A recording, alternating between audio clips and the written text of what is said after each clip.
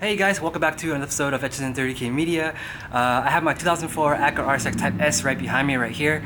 I want to talk about a slight power steering leak. The pump is actually not going bad, but for those of you guys that have issues with a little whine when you're turning the wheel, or when you're first starting your car in the morning when it's cold and you're turning the wheel back and forth like this, you hear a little bit of like a whine. It's not really the pump that needs to be replaced. Try replacing the O-ring first, which is what I did. As you can tell, there's a little bit of seepage right around that O-ring area, but replace it with this part right here. It's a 91345-RDA-A01. Looks like this, and the O-ring is actually red, so make sure you get the red one. And it's really simple. You just unbolt it with a 10mm bolt. You can take that O-ring out and then just put this O-one on, and then swap it in, and then tighten it down. Don't tighten it too tight because it's really sensitive. That area might be going into plastic, so you're going to be careful.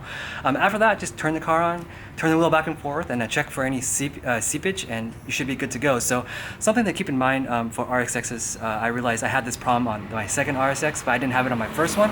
So this is the part number right here.